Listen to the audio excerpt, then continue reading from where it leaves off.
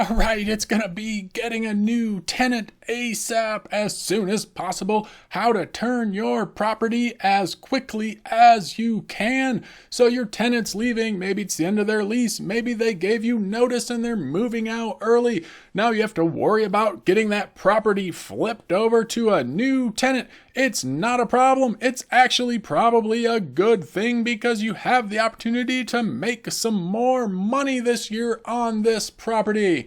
We'll go into a couple different things here in the next slide, but like this video here, subscribe down here, and definitely leave a comment if you think I missed anything. All right, into the slides. Okay, this is going to be a two-part video. There's 6 different things we're going to talk about. Talk about 3 today and 3 in the next video. What you need to do is consider the current tenant. You're going to want to communicate with them and do some other things. We'll talk about that in the next slide. The property features, cleaning and repair. Is it a new property? If it is and you're just purchasing it, how to fill it ASAP. And then pre-advertising the property, we'll talk a little bit about that, whether there's a tenant in there now or if you're purchasing it from a seller. And the schools, we'll talk about the schools you should have chosen during your purchase here or before your tenants moved in when you actually purchased the house. Okay, here we go. So if there's a current tenant in there and they're giving notice they're going to vacate, they're not signing a new lease, you're refusing to sign a new lease with them, or they're being evicted. You need to consider that current tenant and communicate with them. Let them know that within your lease, you should have, at least in the beginning, put a clause in there that when they give notice, you can advertise the property for rent and show it up to 60 days before they move out. Now, it may be an issue to actually show the property. You just need to have that in the lease there. But, what you're able to do is then advertise it, and the tenant can't complain if people are driving by looking at it. So that with that communication, you're letting them know what you're going to do. Let them know that their lease terms say you can advertise this property now, and you're going to go ahead and do that. 2 weeks before they move out or a week before they move out, whatever, schedule an inspection of the property, whether it's you or your property manager or contractor or whatever.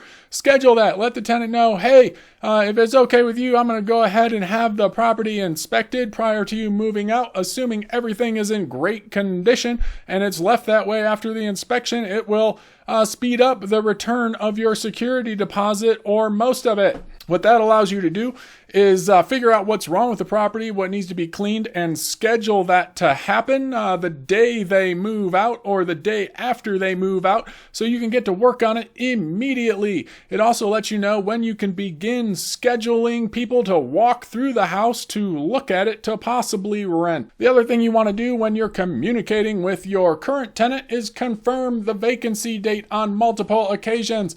Whenever you talk to them, just ask them, hey, has there been any change in your expected vacancy date? If there is another week or two or whatever happens to change, they might have to pay more prorated rent, and you can adjust your timetable and get a little bit more time to go ahead and schedule people to walk through as potential renters. So then make them aware when you put up your ad that, hey, I'm advertising this property. You're probably going to have people driving by. I've told them they can walk through if we schedule it. Maybe you can, maybe you did, I don't know. But it's up to you if you actually walk through the property with the current tenant there. I usually don't have to because of these other things in these slides we'll discuss. I just line up tenants to walk through the day after it's vacated if I can get it cleaned in time. And then we go from there. So anyway, make them aware that you're advertising so they understand people may pull into their driveway and look at the house randomly. All right, that's what you do with your current tenant. Next slide. So at the beginning of buying this property back in the day, however long you've owned it, you should have considered the following property features. So if your property has a bathtub, this will make it desirable for the largest pool of tenants and renters. So think about it here. If you're a family, maybe you have kids, maybe you don't, but if you have young kids, you need a bathtub for them. If you have an older parent or something that you're caring for, they likely need a bathtub. You're going to lose out on the children market and you're going to lose out on the elderly market if you don't have a bathtub in your house, people. I say this over and over again. So many houses just have a shower. You're like eliminating half of the possible tenant pool. I don't know if that's an accurate number. This isn't financial advice, but you're eliminating a portion of the renter pool. What you want to do is make your pool there as big as possible and make sure your property does not have a pool. You don't see pool listed anywhere on here, do you? No, if you have a pool, fill it in with stone. Make it a drone landing site. I don't know. Amazon's coming out with those new delivery drones. Put a little crosshair on it so the drones can land somewhere. Get rid of the pool. Okay, so once you have a bathtub in your property, you'll have access to the largest number of tenants. For a kitchen, look, if your kitchen looks like crap, if it's all chewed up, if you have crappy appliances, you're going to have people walk through that kind of want a better rental. And they're not going to get it because you have an old refrigerator, an old stove, and, a crappy microwave that's full of gunk. They don't want that. What you want to do is make sure your kitchen is as clean and presentable as possible. Besides having a nice bathroom, you want to have a nice kitchen in the house. It's easy to have a nice bedroom because it's just carpet or laminate vinyl plank like I recommend putting in. But for a kitchen, you'll want to make sure that's good. If you're going to spend money somewhere on your repairs, make it the kitchen. So if you need to replace appliances, you know what? You might have to do it. You're going to get more rent out of the house. Quit complaining. A garage. Okay, so we have garage. If you're trying to rent an apartment pretty much anywhere in the country, usually you have to pay an extra $100 to $150 per month for a garage, whether it's 1 car or 2 car. Try to have a 2-car garage in your rental properties. Yours should have come with one. If you're thinking about getting into rentals and you want your properties to rent as fast as possible, these top 3 things here are what you need to consider in this property purchase. If you have these 3 things and they're nice, you know what? People will rent your house quicker than your neighbor that doesn't have a garage that rents for $100 less per month. They'll pay you $100 more for your house if it has a garage. So keep that in mind. It's all about the property features when you're showing tenants through and getting the property filled as quickly as possible. That relates to the tenant pool. If you have a smaller tenant pool, you have less people looking at your house. If you have all of these things, the most people will look at your house. The other thing is bedrooms. Families, look for 2, 3, 4 bedrooms, 5 bedrooms. You're not going to get a family with 2 children, husband, wife, 2 spouses and 2 children in a 2-bedroom house. They're not going to rent it. They want a 3-bedroom house. My minimum is 3 bedrooms. 3 bedrooms, people. You can have 4 bedrooms, cost a little bit more. Sometimes it's worth it. Sometimes it's not for the extra cost in purchasing the house. But if you have 3 bedrooms or 4 bedrooms and a bathtub, you're going to have a huge pool of renters coming to look at your house. And one of them will rent it quickly as long as your pricing is reasonable for the area. All right, enough of this slide. I've yelled at you enough. Next slide. This will be our last slide. You'll have to watch the next part of this video later on when it's posted because this one's going to take me about an hour to do. So cleaning and repair. Once you talk to that tenant, you're going to schedule the inspection.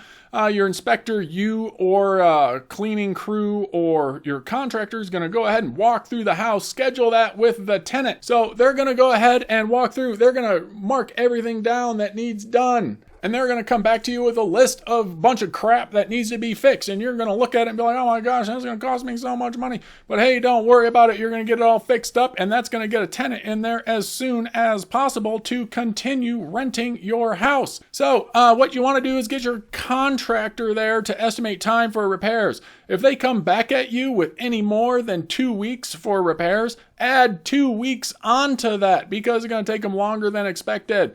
What you'll do then when you're pre-advertising, which is going to be in our next video, you figure out the time frame to get this place fixed up. And if it's going to be a couple weeks, you add 2 weeks to it. So you tell potential tenants that, hey, this will be available either the 15th or the 30th, one of those two, sometime in there, whatever month it happens to be. I'm just throwing that out there for an example. So once you get that estimate, your tenants, your potential tenants, are going to have a good idea of when they can move in, if that fits their time frame, when to give notice at their current place, etc., over and over again. So you'll be able to show the most people through the property if you give them a good estimate of the time frame of availability. Curb appeal. So your contractor is going to walk through there and they're going to look at the inside. What you want to do is make sure you get pictures and stuff of the outside to check out the landscaping. And then you want to schedule to have the landscaping improved the day after your tenant moves out. So if anything needs to be done, if the grass needs mowed, if you need new mulch, if you need new flowers, if you need whatever, you're going to schedule for that to come out and be put in the day after, or you're going to schedule to do that the day after as well. Because then, you know what? You can take new pictures and post new, more attractive, curb appealy pictures. It's great. People look at that outside, they drive by, and they just assume the inside is super nice.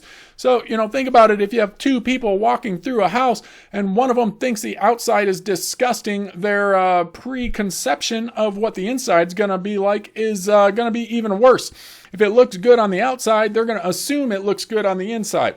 So let's say I'm just going to use husband and wife. They roll up to the house and the husband thinks the outside is a complete disaster. The wife doesn't care. She just wants a house where the kids can take a bath. The husband walks in, your kitchen is clean, your bathroom's clean, but one of the bedrooms has dirty carpet. Guess what he's going to focus on? He's going to focus on that dirty bedroom and be like, oh my gosh, this place is disgusting. Just look at the outside. This bedroom's not clean, blah, blah, blah, blah, blah. To where if the outside looks great, they're going to walk in, they're going to notice a great kitchen. They're going to notice a clean, nice living room. And when they walk in that bedroom, they're going to be like, oh, that's the only thing that's not clean. It's not a problem. Can you get that clean, Mr. or Mrs. Landlord? And then you'll say, yes, no problem. You'll send your cleaning crew out there and take care of it because they got to come out there anyway. All right, that'll do it for part 1 of Get a New Tenant ASAP. We will cover part 2 a little later on. Hopefully this was less than 15 minutes. Link in the comments below there. Write in the comments below if you have any comments, of course, or if suggestions for another video. Like the video right about here below this. There should be a thumb thing. There should be a subscribe. Where's that at? Right here. And there. Go ahead and watch this next video. Hey, y'all, take her easy out there. Hope you enjoyed it.